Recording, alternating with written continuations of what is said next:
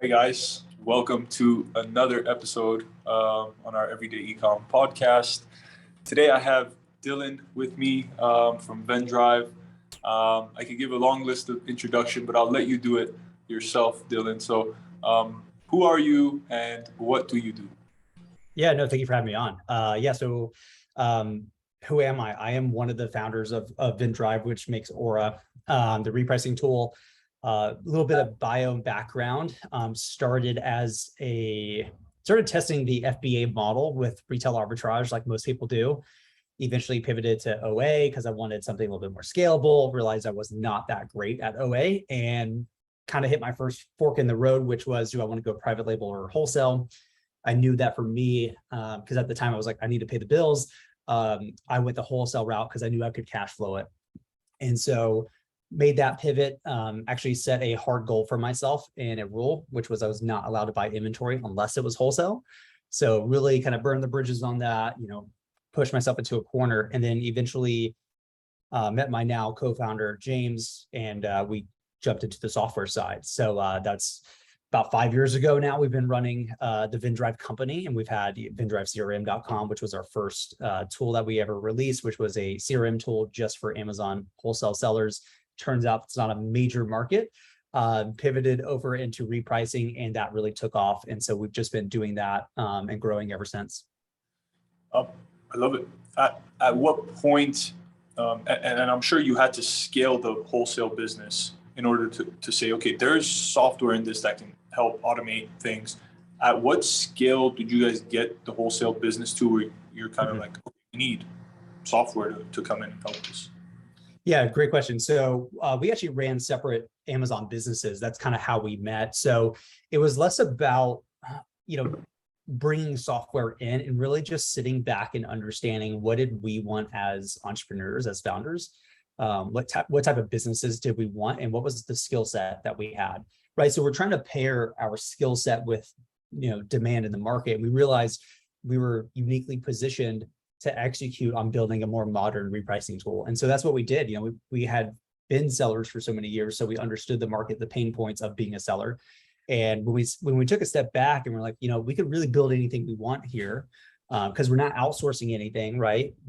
James, built the beta himself. He's a computer science major. So, we in-house all the engineering and product work. We're like, we can do whatever we want. It's just time at this point. When we looked and surveyed the industry at the time, we're like, you know what? Repricing is the thing. There's a lot out there. Inventory management seems kind of interesting. But for the most part, we were the most excited about the impact we could have with repricing. Luckily, that was a good decision. We have countless, responses to our support channels and emails of people, helping people grow, increase sales 20%, double their revenue, go from doing this part-time to doing it full-time now and quitting their jobs. So for us, it was this balance between what could we actually accomplish, what did the market need, and where could we have the biggest impact for our times as founders. And as you guys were running the Amazon business, was there ever a value add to the suppliers that were giving you guys the products? Like, hey, we have this software. Here's what it does. Very simple. But to have that as a leverage for them to open up accounts with you guys, have you guys as a specific channel on Amazon. Was there any of that you guys used, and how did that work?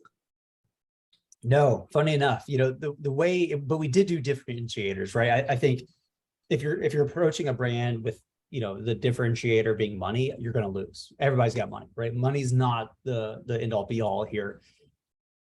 A lot of what ends up happening in the wholesale space is people try to cut another slice of the same size pie, which can make sense sometimes, right? You have to get really good at increasing the size of the pie.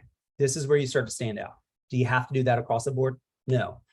However, when you can do it, it can be incredibly impactful, right? So a lot of times I'm jumping on, I have very clear buying criteria. So I know I have enough margin in terms of dollars to be able to go test PPC ads, right? My competitors are not doing that. They're not investing into the growth of the brand itself. When you start to have a playbook for that, that changes the game, right? Now I'm not saying, hey, I just want to give you money. I'm saying, hey, here's really what I'm looking for. I'm looking for a brand to partner with that we can grow together. And you got to understand when you're talking to a sales rep, they're hearing 10% of whatever number you're mentioning. So that conversation is different. If I'm talking to a business owner, a founder, I'm not talking numbers right now. I'm talking where can we go? I'm talking strategy now, right? I'm trying to ascertain what's your goal by the end of this year. How can I help you and work with you to make that outcome possible, right? A lot of times sellers are just jumping in and pitching and pitching and pitching. They're not asking questions. They don't know what success is quite yet. They think that if they, get sales, that's success for the business. It's really not, right? You didn't increase their revenue. You need to start thinking through the fact that you don't serve Amazon customers. Amazon handles that for you. Who you're actually serving are your brands. So when you shift over that mentality, you start to look for ways to add incredibly more value. And there's a ton of strategies to do that, of course. Some are more scalable than others, but at the end of the day, it's a relationship. It's not, when you transition from RAOA to wholesale, a lot of people just treat it as a transaction, and it's just not. It's on the phone, having a discussion, getting to know that person and what do they want out of the business, right? It's a lot of just conversation. So a lot of sellers go, yeah, but that's not a good use of my time. It's the best use of your time. It's not efficient, but it's highly effective. So a lot of sellers get kind of pigeonholed themselves on focusing too much on efficiency too soon, and they become efficiently ineffective. Focus on effectiveness first and then start to work on scaling out, right? You can't scale something you haven't solved quite yet. Yeah, I like that. I really like that. There's a lot to unpack in each of that and how to build that relationship with the brands. I had one guy in our mastermind group that was saying what they did with the wholesale model, and their suppliers were doing like office phone supplies and accessories.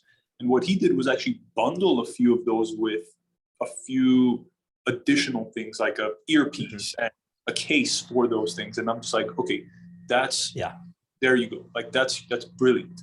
And now it's kind of like a commingled private label wholesale. Just one strategy to throw out there. But yeah, going back on that repricing model, was there ever an example where either a lot of competition came on the listing and this repricer helped your guys' products stick out, or vice versa, where people are out of stock, you guys are in, and now the price is going up? Do you have anything like that worked for you guys? Yeah, for sure. So we're going to transition now to like pricing kind of strategy, right? So I'm going to dive a little bit into economics real quick. So when a user comes on, right, when a seller jumps onto the platform, you have to create a strategy, right? Or it needs to know how you want to handle certain situations. What we've always seen do incredibly well is what's called an oscillation strategy, right? So an oscillation is just a wave that goes up and down. The point here in what we're trying to accomplish is we want to increase the volume of sales. Okay, how do we do that? Well, we need to be in the buy box. Why? 82% of organic sales happen in the buy box. Okay, how do we get in the buy box? Have a better offer. Okay, define a better offer. Holding most things equal, which you pretty much can, unless you just have terrible reviews, and you shouldn't. It's price, right? It's a better price. Okay, so how do we increase sales volume? We lower your price. So we become a little bit more aggressive in terms of winning the buy box, right? We're increasing that buy box share, that ownership share. That sounds okay. And a lot of sellers immediately go, you're price tanking, you're penny chasing. That's a load of crap. That's just what a bunch of other sellers are telling you, so you don't compete, so they don't have to compete. Turns out you're in business, you're going to have to compete. So welcome to the real world. That's great, but that's just going down. I want to take you back up. How do I do that? Once you reach your minimum price, we actually take you to your maximum price.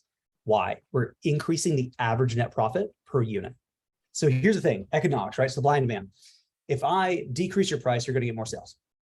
Wonderful. Is it possible for me to increase your price while getting more sales? Not in this type of marketplace.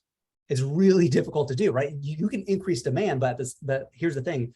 No seller outside of private label sellers, for the most part, are actively and proactively working towards increasing the demand of that listing or of that product.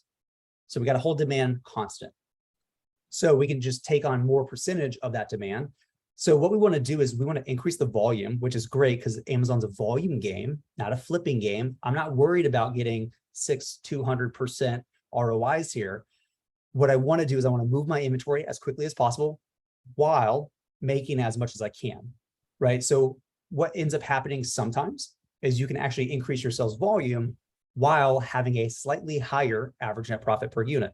You have more activity happening here, right? So a lot of sellers, when we start to have these types of conversations, they'll show me a listing, they'll be like, oh yeah, this seller, they're an idiot, they're not making any money, blah, blah, blah, at that price. I'm like, how do you know that? Maybe they know something you don't know. Maybe they paid half of what you paid for that same thing. Maybe they're actually more profitable per unit than you are. So instead of villainizing our competition, we need to start asking better questions and say, what do they know that we don't know? And become a little bit more strategic. So a lot of sellers are missing that strategy aspect of their pricing. So what you want to be able to do is create a system that scales, right? If you got 10,000 units, it works just the same as if you have 100,000 units. You need something that scales. That's incredibly important. That's a recurring theme in our business. So that's like the major kind of pricing strategy we tend to see do incredibly well. There's obviously very unique situations, but those are far and few in between and very, very specific. So for the most part, that seems to do incredibly well, especially if there's a lot of competition. If there's not a lot of competition, that's different. So what you want is a healthy balance of volume and profitability. Because here's what's interesting. I'm a finance major, so I geek out with this kind of stuff. There's a difference between getting, okay, I'm gonna put it this way. You can spend 10 grand once in 30 days, right? So you spent 10 grand, you bought 30 days worth of inventory, you got 20% ROI, right? Great. Alternative number two, spend 10 grand for 2 weeks worth of inventory, you got 20%. Going into week 3, you respent the 10 grand plus the 20% you got for that next 2 weeks. You made more money here. Here's the kicker. You can have a lower ROI on both those cycles and still make more money. It's a compound. So a lot of people don't understand the fact that your inventory, because this is a volume game, is one massive compound equation. So what you're trying to do is maximize the frequency of the compound. So how many times can you spend that 10 grand profitably in a period of time relative to the ROI that you're getting on your inventory? At some point it does break, right? If you're getting 1%, you're compounding, twice or 4 times a week. Okay, yeah, it's not great. But because here's the thing, I've seen sellers, I've done this intentionally on a lot of accounts with sellers, working with them one-on-one. We can lower your average ROI by 10%. Immediately, every seller's like, horrible. Except for the fact that I moved all your inventory more quickly. We avoided long-term storage fees. You're now more liquid, so you can take advantage of more opportunities that other sellers can't. By the way, when we analyze that next month, that full period, you made more ROI in total, compounded, and more dollars. So who cares, right? Yeah, that's a great point. And I think that applies to everyone in this space that has inventory. The more you're turning, even if it seems lower, the name of the game is to turn that inventory. So I could go very deep in that. I'll let people connect with you on that with specific strategies, because everyone's very different with wholesale, private label.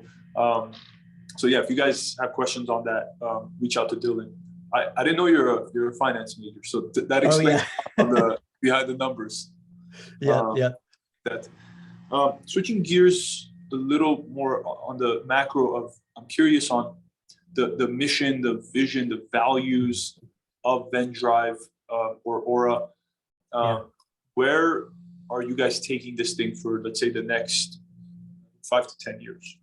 Yeah, no, it's a great question. It's something we've been thinking about a lot this past year, because a lot of things are changing for the positive, but fundamentally, we just want to bring our industry into the modern tech age, because it's, to be honest, we're in such a unique position where we are drowning in data, but not a lot of insights.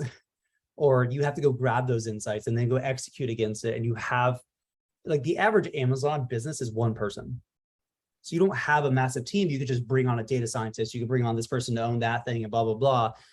And as much as people love VAs, I'm actually not a huge fan of VAs in this business model. I think they're great for like personal tasks and stuff, but I think a lot of sellers are starting to realize you need to build a company, not a business. And those two things are very different. The difference in my mind is a business pays your bills and like you don't have to have a job and you do everything. A company is you're building a machine, a process, systems that you're bringing in incredibly talented people that are smarter than you, that have more experience than you, that can take something and amplify or multiply it. Vastly different. So we're trying to mature to a certain degree the industry that we're in, right? E-commerce as a whole has a lot of these things, but the Amazon world is missing it. Why? I think because it's a lower barrier to entry. It doesn't take anything to get started. You can walk to Target right now, scan a few things, spend $20, you're an Amazon seller. However, the barrier to success is much higher than a lot of people anticipate or think. And that's not a bad thing. I think that's actually a really good thing because it gets rid of the people, the players who don't want to play the real game. That's good. Competition is fantastic, right? We have tons of competitors in our space. So for us, fundamentally as a team, we just want to modernize the world that we grew up in, so to speak, you know, the world that we love. There's a lot of things that can be done at scale even better for not a whole lot of money, right? So like just unfortunately, there's been a lot of tools in our space in the game so far, and this is not everyone, of course, I'm generalizing here a bit.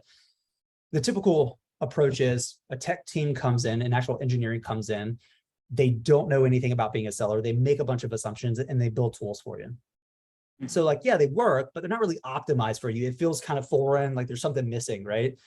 The flip side of that is you have a seller come in, they made a decent amount of money, they can afford to buy or offshore a small team, and then they launch software, which is, you know, not a terrible thing, but you don't have that engineering understanding, right? You need both, in our opinion. And I think that's why we've stood out so well in our market is both founders have been high-level Amazon sellers in the wholesale area. One of the founders is a computer science major. So we get it, right? We can mesh that super well. There's nothing missing in that pattern, so to speak, in that puzzle piece. And so being able to bring the best practices from the startup world, from just the tech world that exists into our space dramatically increases the value and the ROI of it. I mean, yeah, I love that. And again, yeah. I can talk about this for hours. I don't come from the computer science data background, but understand it as a seller and understand what Amazon has provided for sellers. Do you guys use the SP API protocol from them at all? And yeah, so we're migrating right now. Can you kind of break down for the average Joes, and I'm now getting into that and understanding the vast possibilities that can be done with that. But can you kind of break that down for us on how that works and what we can do with something like that? Yeah, for sure. I mean, it's a sandbox, to be honest, right? So we've always existed on the MWS API, which is like the predecessor to SPA, and MWS was merchant web services. And so any tool that gets data from Amazon or your account uses this API. That's how they talk to one another, right? They recently came out with the SPA API, which is just way more modern, gives way more access to data. And outside of like building tools on top of it, which is really cool, I'm non-technical. I consider myself non-technical because I'm not an engineer, but I'm technical in the sense like I can sit down and code something to make my life easier. It's not going to be production level, right? But I can solve some of my own problems. As a business owner, when you start to understand what you're really doing, which is you're taking in information, you're processing it, and you're doing something else with it, right? You're creating value. You can start to create your own solutions to your problems with some code. And it doesn't have to be crazy code. It can literally be Zapier, doesn't matter. But the APIs allows you to extract data from your account, all kinds of data, whether you just want to view it in your own unique way, and that's helpful for you, or you want, you have some, coding experience and you want to build an internal tool, right? So in the SaaS world, so we're in tech, right? We're known as SaaS, software as a service. In the tech world, you have your external tools, right? That's what your customers use. You also build internal tools, right? So we actually build products just for our team to use that makes our lives better, or just completely automate something, right? I think this is an area, again, transitioning from thinking as a business owner to a company builder, you got to start thinking through what areas of the business could be made more stable in terms of like, doesn't rely on a human being to make errors, because computers tend not to, and very automated, right? When I was starting the Amazon business, I was like, I want to be able to logistically support 30,000 units as simply as it does for 300 units. My solution to that was using a prep center. Did it cost me more money? Yeah. But what I wanted in my version of success at that point was not optimizing every cost, it was scale, right? So for me, the only difference was changing, adding that extra zero and like, great, we're good. Like my work didn't change. You got to start thinking about these kinds of things. So the SPA API grants you access to the data itself, not just a dashboard, the raw freaking data. And it allows you to go extract that data, do interesting things with it, and then push changes back. Fundamentally, that's all you're doing. Yeah, I love that. We're testing that. We signed up for it just to, get access to and play around. It's still pending. I think people have said it's difficult to get access, but we're trying testing out. So if I do need help on that, maybe I'll reach out. Yeah. Again, switching gears to the next question. I like to ask this to everyone just because, I think people who do start out, I like your comparison of business and company. I would probably say like solopreneur versus actual entrepreneur and corporation. That would be my distinction. But what luxury has e-commerce and SaaS provided you? Not necessarily physical, monetary. For me, it's just the connections and the network that I built, and then the knowledge that we get to share. But what's one thing that e-commerce and SaaS has provided for you that's like invaluable? Yeah. How do I make this super concise? It's a combination of impact, because I'm impact driven. It's not just financial for me. It's changing people's lives in a way that is financially sound, right? Like that's me all day long. So it's given me access to have that impact, which, makes me feel incredibly fulfilled as an individual. In addition to that, it's given me purpose, or it's unlocked me finding purpose. Having to go through this journey has not been the easiest thing, right? Being a founder of anything is always difficult. I talk with my friends and family that, I felt like a loser for 10 years up until, that the business finally took off, right? Because I was trying so many things. And in hindsight, I was just learning, I was experimenting. That was actually a really good thing to do. So when you get to a certain point and things are taking off, you start to realize the skill set you have. You start to realize how little you know, but how much you can gain and how much you can learn. You learn valuable. I mean, I'm just not the same person I was a year ago. 10 years ago, not even close. And I'm grateful for that. And so it's given me a lens through which to see that I'm a problem solver, and I don't have to solve small problems. I can solve major problems. And so it's given me that fire to understand that my identity fundamentally is a problem solver. I'm smart enough to go figure it out, or to go find somebody who can, and we'll get it done. That's been the biggest thing, because I went from, to be honest, like learning disabled, so ADD, dyslexia, and short-term memory deficit. So I was told I was not going to go to college, not going to be in my playground, so to speak. Eventually, and believe that, because how do you not when you're a child? And then eventually found reading, fell in love with it, realized I was not that stupid, and decided, screw it. If I'm at rock bottom, let's go find my actual ceiling, because I seem to not know. And so I just started doing everything I could to find my ceiling. And so far, I have not found it. Every time I think it's somewhere and I push up against it, it moves. So it's given me the path to constantly have a place that there is no top. There's always more we can be doing. There's always a bigger version of what we're doing. There's always a more painful problem, a more impactful problem that we can solve. And so I love that. I love yeah. That's like as deep as it gets. And again, I love the point there.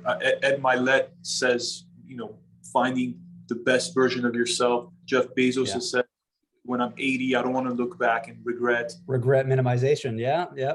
And, I look at majority of people throughout my life that I've come across. It's always settling. It's from the sidelines watching. It's the idea of if I fail once, it's over.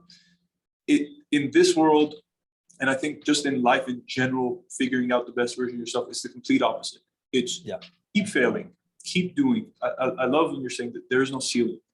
And man, like I could just go on for hours about that. So yeah, I like keeping it short and sweet. Impact, purpose, finding the best that you can be every single day. So I love that. What's the current state of VenDrive, your guys' goal for the next 12 months? Like with team cumulatively, what's kind of like, okay, this is what we're doing for next year? Yeah, so we're team size of 6 right now. We're fully bootstrapped, didn't raise money. We've obviously been profitable. I'm just now, as of yesterday, posted a JD for a marketing hire. So I'm starting to build out the marketing side now. I've done all of our marketing and I'm not a marketer. What's a JD? So, job description. Oh. Yeah, sorry. In the tech world, we pretty much turn everything into an acronym for no reason. Yeah, so we got that published, and we're actually hiring a marketing person to take that over for me right now and to start building that team out. So next 12 to 18 months, right now we're rebuilding and redesigning Aura from the ground up. It is literally a different application that we are migrating users from old Aura, that we're now calling it, to new Aura. So product from that perspective, thought through from first principles. It's still familiar, which is nice, current users. But we're really pushing to 10x the value of the product. And that's not just performance on repricing, it's how it feels to use it. It's functionality, it's serving up more analysis on that data that we were talking about. So there's a lot going into there as well. So, major things, I think it's very reasonable that we'll double our revenue in the next 12 to 18 months with this relaunch. I think that's, very, very easily done. At the same time, really cementing certain departments. It's funny, as your small bootstrap team, you don't have departments, right? It's just, you have people that specialize in certain things. But for us, we're starting to really get back into the company building mode. And that's not just revenue, it's team and structure and processes and stuff like that. So we're really getting back to that point now, which is kind of fun. So we went through a phase of just building out the engineering team because it was just James and I for so long. Built out an incredible engineering team. So actually our now CTO, we hired him as a backend engineer. He's our CTO now, came over from AWS, incredible human being. We have a product designer. So it's not just, an engineer saying what looks great. It's an actual product designer from Crayon and Quantopian. So a lot of people from the startup space as well.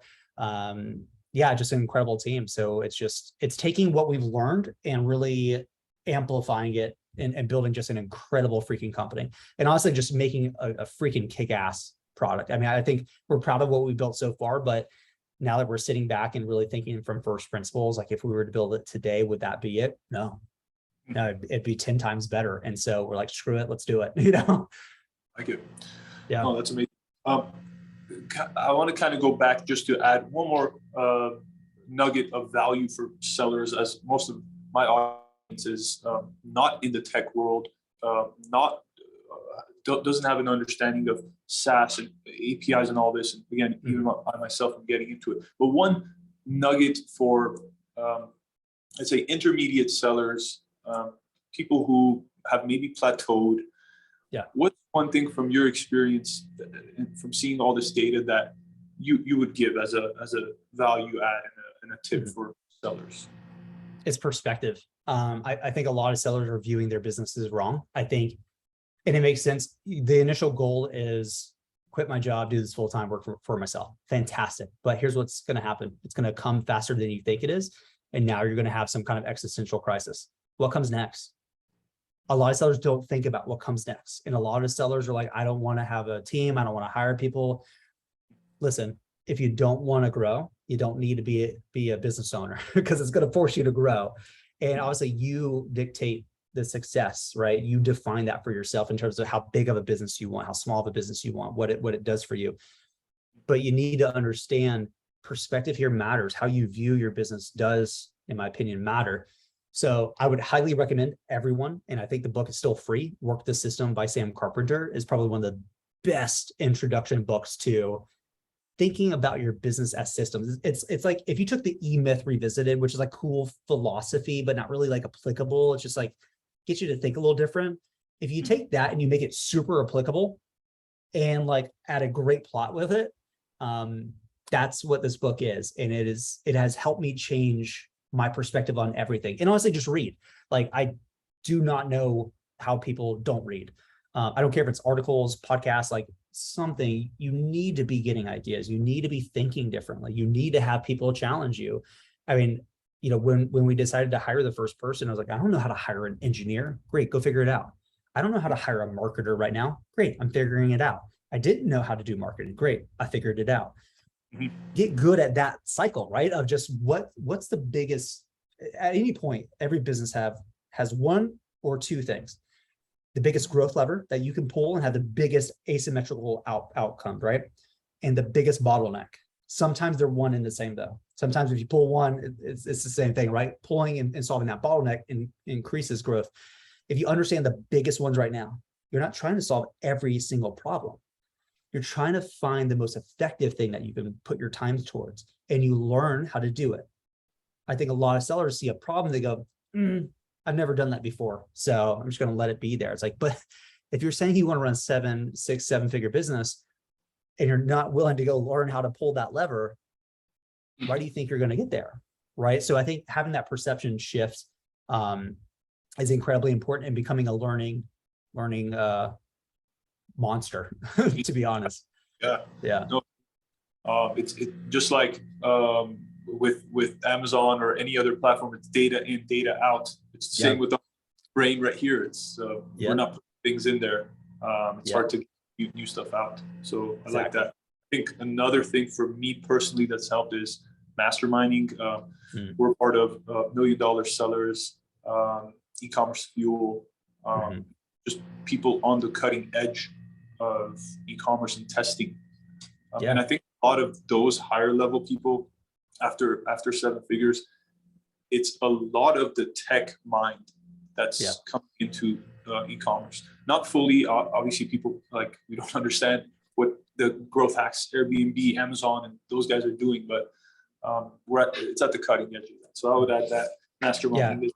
Just to riff on that, one of my favorite things, and so I'm building up like a Evernote page of like my rules, like things I hardcore believe in. One of those things is to steal ideas, copy people. Like, listen, the whole like fake it till you make it, here's what it actually means. Go find somebody who's doing the thing you want to do and go mimic.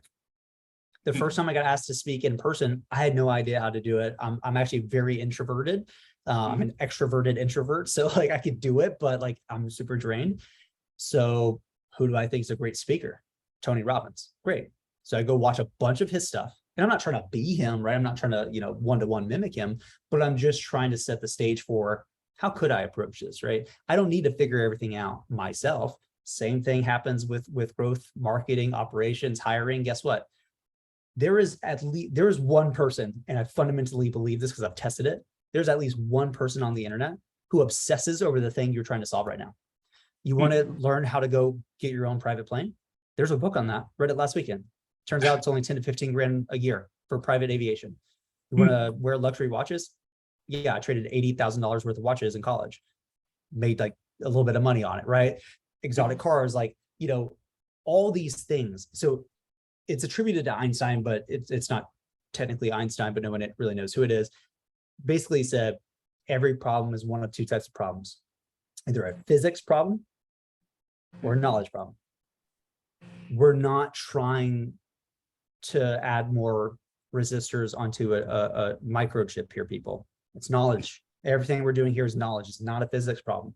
So if you get really, really good, and that's why I brought up the learning aspect, if you get really, really good at finding and sourcing knowledge and distilling it and then taking action on it, what's getting in your way?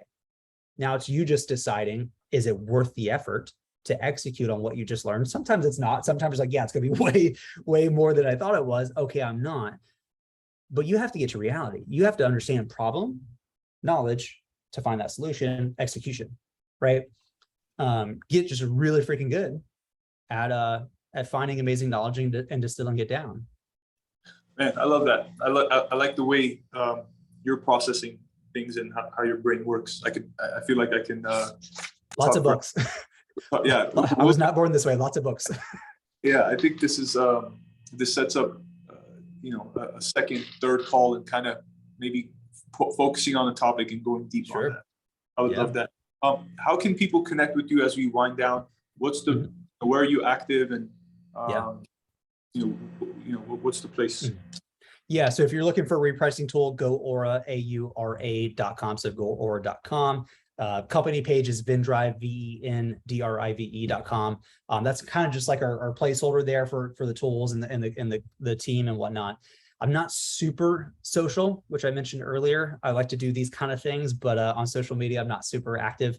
But I do have a personal site, DillonCarter.com, DILLON. It recently got completely taken down. There's some error in the code and it lost all my old blog posts. So I took it upon myself to rebuild it. So there's only like 2 or 3 posts there, but I write a bit from time to time on things I'm interested in. So, I tend to write about like minimalism, obviously entrepreneurship, tech, startups, as well as biohacking, stuff like that I'm kind of into.